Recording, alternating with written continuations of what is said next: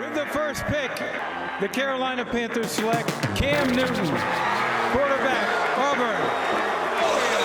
Touchdown, Carolina Panthers! The Carolina Panthers select Luke Kuechly. Kuechly, touchdown! Carolina Panthers select Darnell Kelvin Benjamin, wide receiver, Florida State. Kelvin Benjamin got a touchdown! With the 30th pick, the Carolina Panthers select Vernon Butler. The Carolina Panthers are on the clock. Live from Bank of America Stadium, it's time to break down the Panthers NFL Draft. We are just one day away from the 82nd NFL Draft. We'll be live from the Panthers television studios throughout it all on the path to the draft. I'm Libby Weisman, alongside my co-host for the entire draft coverage, NFL analyst John Halpin, and Panthers insider Mike Kraft will be here in just a second. John, Gettleman and his staff of coaches and scouts have a tough decision come Thursday night when they have to select the 8th overall pick in the draft. When you look at this particular draft from a whole, what stands out to you? Well, I see the Browns with 11 picks, including 5 of the top 65. There may be some trades in the works. I see 4 teams ahead of the Panthers of the 7 that could probably use a quarterback. We don't know if any of them will take one, maybe 2 of them. We're not sure. And that's something Panthers assistant general manager Brandon Beane alluded to in his meeting with the media last week, that they're not shopping for a quarterback per se, but you hope that the teams ahead of them in the draft 1 through 7 are quarterback hungry. And Mike, I'll ask you, and I know you've watched enough film that you see it in your sleep now. What stands out to you? Well, what stands out to me is the Panthers get 4 of the top 98 picks in this draft. Now, if this was college football, you say we go out and recruit, and we're going to get 4 5-star guys in our recruiting process. But this is professional football. They're going to add some talent to this football team. And adding talent means adding competition. And guys, competition leads to winning.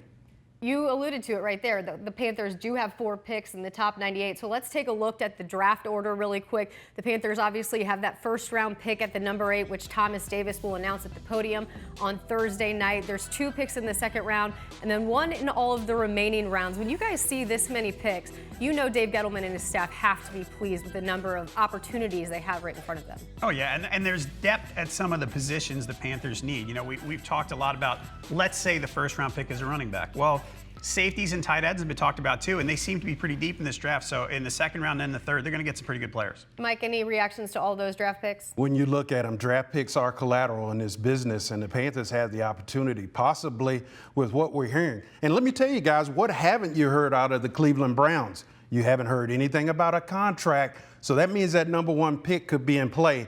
And I tell you, the Browns hold a lot of cards in this draft, and what they decide to do, and one of the rumors folks are talking about, could the Browns actually want to trade up?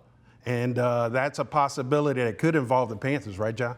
It could. You know, the Panthers have 8, the Browns have 12. We talked about the running backs a minute ago. The teams in between 8 and 12 are the Bengals, Bills, and Saints. They don't appear to have needs for running backs. Could the Panthers trade back, right? The Saints just signing Adrian Peterson. Absolutely. Because McCaffrey, some people thought, well, maybe McCaffrey could be a fit in New Orleans. That would be overkill at running back for the Saints at this point. Absolutely. Now, guys, I want to look at some future Panthers draft picks really quick, because I know sometimes it's hard to imagine what a number 200 draft pick looks like and what they can do in terms of contributing to the Panthers. So let's take a look at 2 famous number 1 or first round draft picks. Of course, pick number 8. The Panthers have 8 this year, but Jordan Gross, and at number 9, Luke Kuechly. I think those guys turned out to be pretty good first round picks. Yeah, not bad. Foundation guys. Right. Foundation guys. So let's take a look at the second round. We've got 2 number 70s. You guys will like this when you see it. Oh, excuse me. I was jumping to the third round. Round 2, Muhsin Muhammad at pick 43. The Panthers, they don't have any. They've got pick 40, so relatively close. Pick 38 with Mike Rucker, and pick 44, Kawan Short. Guys, I mean, another trio of very historic Panthers players. And that pick there with Kawan Short, remember, that was a double-down draft for Dave Gettleman, because he had already picked Star Lotulelei and came right back, and look, he's got a rock-solid pair of defensive tackles from the same draft. Right. That's awesome. Dave Gettleman talked about that last week. Let's go to round number 3. Here's the duo of 70s. I mean, come on, does it get any better than that? 94 Travell Wharton, 92 Trey Turner. The Panthers have in the third round pick 98. That's a solid pair of guards there, guys who fill their role. And I tell you what, Trey Turner has really just scratched the surface of his talent. This is a guy who is really playing well at that guard spot. I love guards, and these are two great ones right here. I had no idea you loved offensive linemen so much.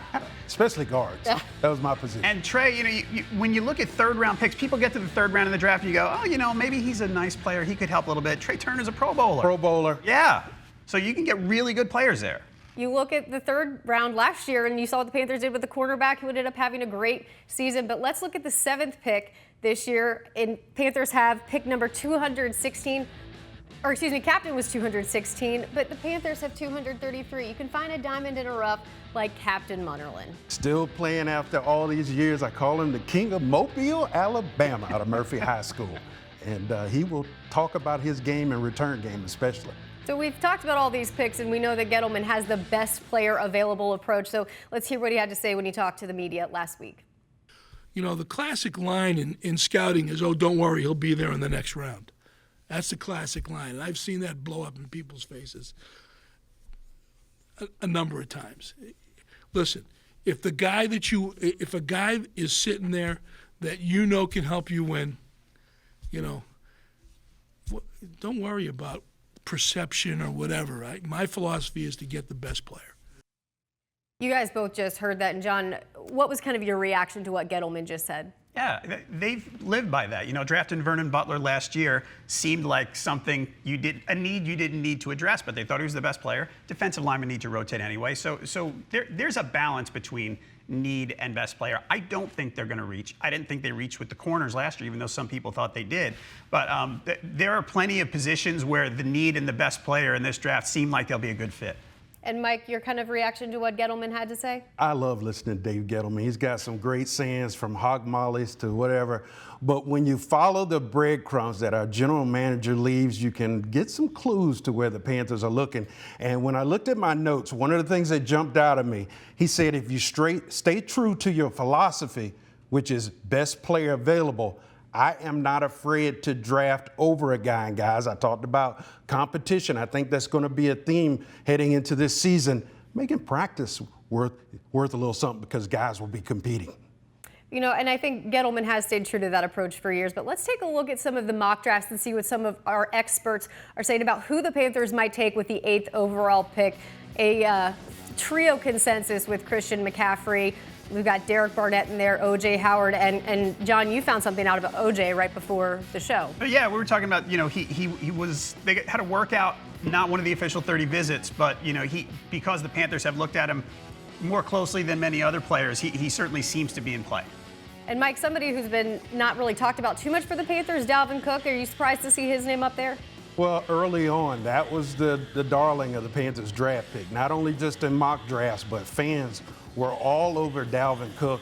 And I don't think it's anything against Dalvin Cook that now you see Christian McCaffrey in that slot, because McCaffrey fills so many roles for a football team, and a football team that lost a return guy in free agency, a football team that's looking to improve that slot position, and also a guy who can give you some carries out of the backfield.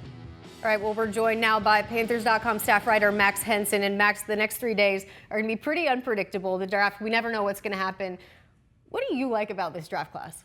I think there are a lot of good players. You guys have talked about it. Having 4 picks in the top 100, I think, is a great draft to have those kind of assets. And I know Dave Gettleman has been really excited about that throughout the whole pre-draft process. We don't know the direction they're going to go in any of those first few rounds. We've got a pretty good idea of knowing what the top 10 looks like, but I think it's beyond that first round. And in rounds 2 and 3, I think there are going to be really good football players coming off the board, and excited about the depth of talent that this draft offers. Max, when you were in the war room last year, are there things, obviously they talk about a lot of players, are there traits that you felt like you heard more than others? Yeah, when they get to the point when they're in the war room and they're in 5 or 6 picks away, let's say, they've narrowed it down to a handful of players. So you've gotten to the point now where you're talking about the strengths of those players, those critical factors that Dave Gettleman likes to talk about, and why is this guy going to be successful? Why could this guy not be successful? And so you're looking for things like explosiveness and power and ability to win off the line of scrimmage, all these kind of things that could maybe separate a guy from somebody else in that position group. And that's what that war room process is all about. Hey guys, we've got 4 names we're looking at here. Which is the one we like best and why? And it's fascinating to be in there and hear those conversations happen because it's months of work that comes down to a matter of minutes before you have to make that selection. Max, you guys on Panthers Pulse earlier, you kind of made your wish list. So let's take a look here in a little bit after we get a little sight from the war room. Dave Gettleman, obviously Don Gregory right behind him. But your wish list for this year for the Carolina Panthers, let's take a look real quick and you can kind of walk us through it and break it down. Yeah, this is fun to do. And really for me, this is some of my favorite prospects in the draft. And maybe you might say some of these guys wouldn't be on the board, but hey, this was a dream scenario exercise. And for me, first off, I went Solomon Thomas with a defensive end, really defensive lineman from Stanford who has the versatility to play both outside and inside.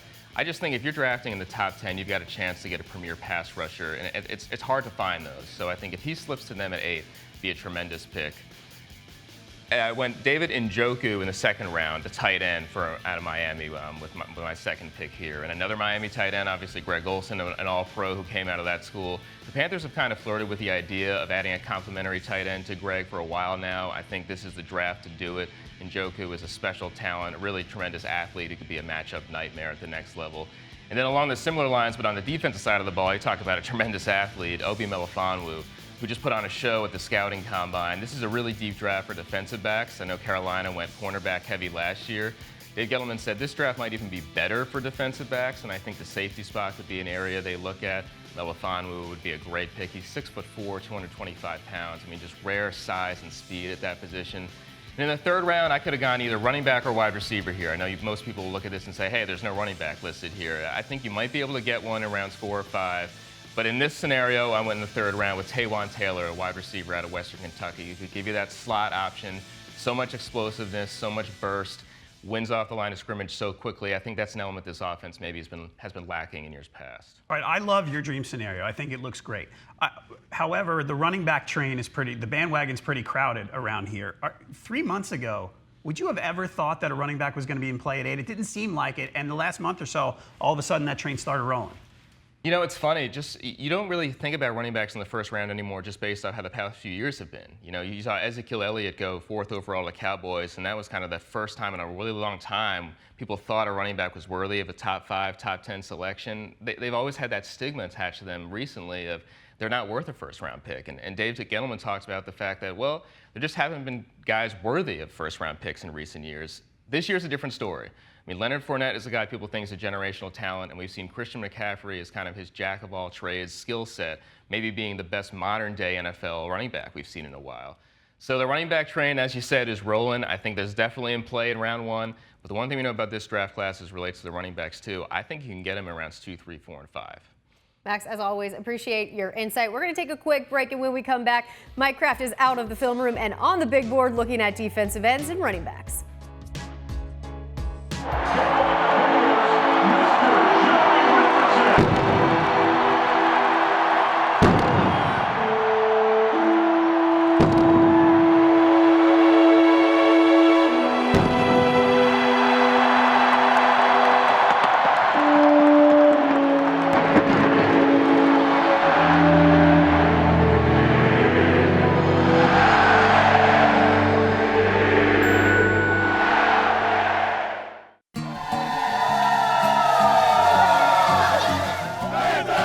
On the field and off. How you doing? Your Carolina Panthers in the community. Supporting the programs and the people that make the Carolinas great. Big hugs, big hugs. More than football. Your Carolina Panthers, your team.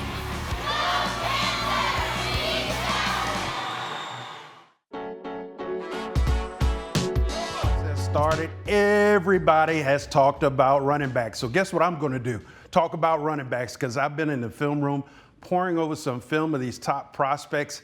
And let's take a look at it. I have my top 5 running back selections coming up in this year's draft. And it's no surprise, this guy right here is at the top of the list, Leonard Fournette. And we'll talk about him in a second, but I want to run through this list.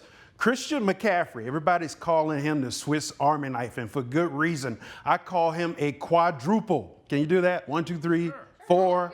Quadruple threat. He can run out of the backfield, catch out of the backfield. He can play slot receiver, and guess what? He goes back and returns kicks. He's the kind of guy that you need on your team. My third pick was Dalvin Cook. Loved his film. I can't get over his production. The guy averaged over 6 yards a carry during his career. That's a lot of yards. And Alvin Kamara, new guy who really started to burst up, but when I watched him, I really liked him. He's a glider. Kind of reminds me of Eric Dickerson, the way he hits the hole, a lot of speed and quickness, and makes his moves without slowing down. And then a guy I really liked here, a guy who I think has gotten pushed down by one of his teammates, Samaje Perine. And when we talked about value, he is one of the value guys. Perine was on your wish list when you were on Panthers Pulse, correct? That's right. That's right. And the reason is, hey, this guy ran for 427 yards in one game as a freshman. I think something that's a record. So unique about all 5 of these picks is how different each one of them really are. Yeah, I mean, you got different flavors and different horses for different courses. Let me talk about Fournette when you talk about flavors, because his flavor is downhill, in your face, and he's going to set the tone as a running back. As we see him here on this play, he's going to run and get stopped by pressure. Then he's going to bounce outside, and let me tell you, the thing about this play is what he does when he gets outside, guys, because you're going to watch him make this play and watch what it does to the LSU bench. Look right here, this DB, hold it for a second. This DB's coming up for a tackle, yeah, I'm going to get him down. Look what Fournette does to him.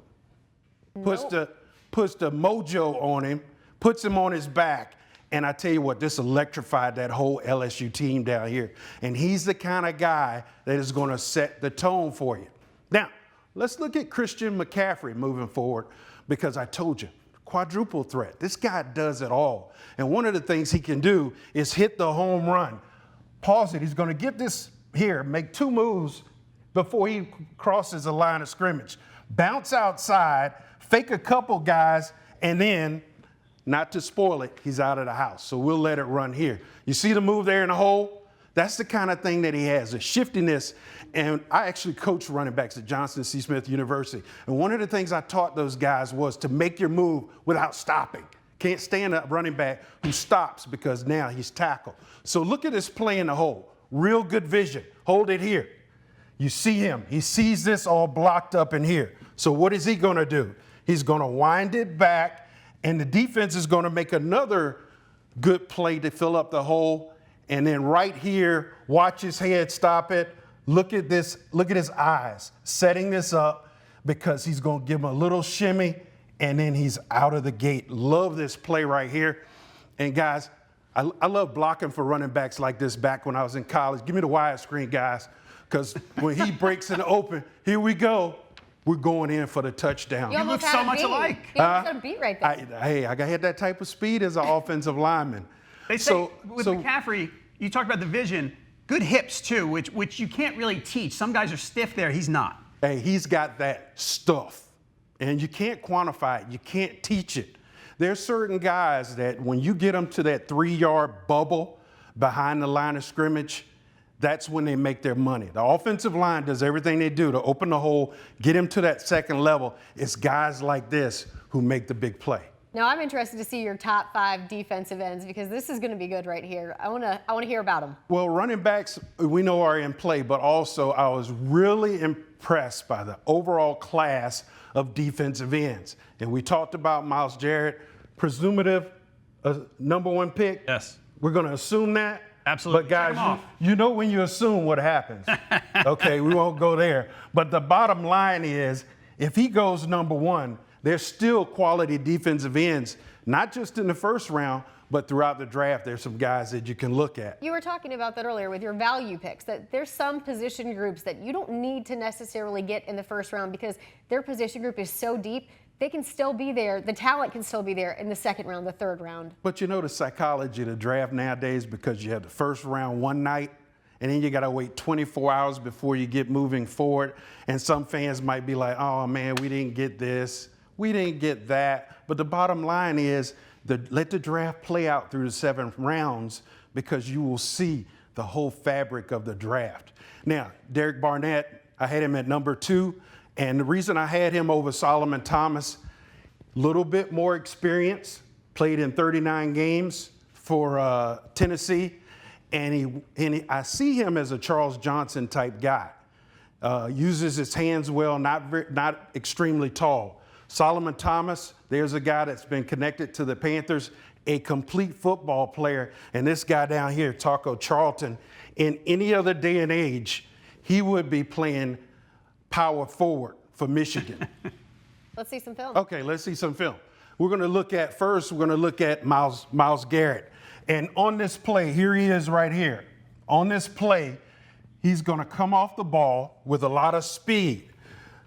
The Alabama is going to run a play where the quarterback has to read him. This guy has such speed and quickness that they don't have the ability to read him. There he is at the point of attack. He literally could have blocked the running back, tackled the running back and the quarterback at the same time. Here's the same play. You're going to see him over here. Greg will be happy with that.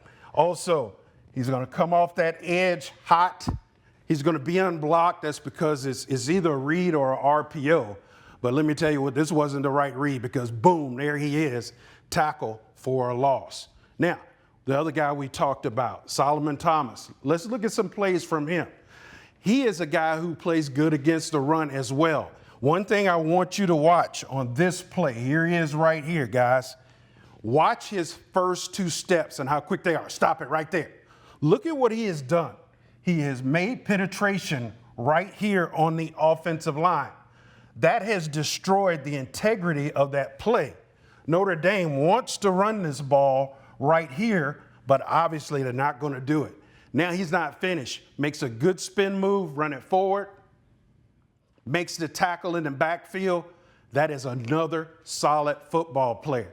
Now, when I did that ranking, guys, understand, we're talking about guys who are separated by fractions of an inch, fractions of a second. They're all good football players. So it goes right back to when the Panthers have 4 picks in the top 98, they have a chance to get some football players who are going to change this team. There's a lot of depth opportunity there. And Mike, like you just said, the Panthers do have 4 picks in the top 98. One thing we really haven't talked about is the chance for the Panthers to either move up or move down in terms of if there's somebody they wanted or maybe there's somebody they think will be there at, say, the 12 if Cleveland wanted to jump in and get a quarterback. How likely is that to actually happen? I think it depends on what the player is going to be. If they do want the running back, as we said earlier, well, between 9, 10, 11 probably don't need running backs. Trading back from 8 to 12 if both teams are interested seems like a no-brainer no matter what Dave Gettleman said in that press conference about grabbing the guy and not letting him wait. Otherwise, you know what? If you see the depth, the more picks, the better. You know, if you as you get later in the draft, the guys you like might not be the same as what everybody else likes. At 8, you know, you're looking at a very small pool of players. Down later, you're not. Maybe you can trade, try to get a little more value. And here's the top 15 picks right now as they stand now. Obviously, on Thursday night, a lot could change in terms of whether or not any of these teams want to make some moves. But something you said earlier, John, how the teams 9, 10, and 11 after the Panthers, not necessarily looking for a running back. Perhaps the Panthers and Cleveland could make some sort of change right there and grab another 3rd round, a 4th round potential, something like that. But, Mike, when you see those numbers. I got a scenario here, and we talked about this a little bit. The Browns at 12. They have that extra first round pick. This team needs a lot of football players, but also they need guys who can change their roster. And if they're looking to move up and it gets to, as we talked about that scenario earlier with 8, and there's a player there they want, quarterback, what have you, and they make that offer, I would have to think long and hard about it because here's a scenario where the Panthers could literally trade back, get extra picks, and still get a guy that they target. Right. That would be a great scenario. And that trade, the value chart would suggest a 3rd or 4th round pick in return to pick up, which would be pretty nice. That's inside of 98. And that would make 5 in the 98. That could be a little dangerous right there. Now, we've talked about expert picks all afternoon long on this show. Let's talk about our picks. Mike, I'm going to go with you first. If you are drafting somebody with the 8th overall pick, who are you taking? I like that scenario we talked about because if I want to identify Christian McCaffrey, a guy who solves a lot of problems for this offense or is a good addition in a lot of different ways. And special teams, what if that phone rings? I'm answering it on the first call because I can move back and still possibly pick up McCaffrey, not at 8, but at 12, and add another pick.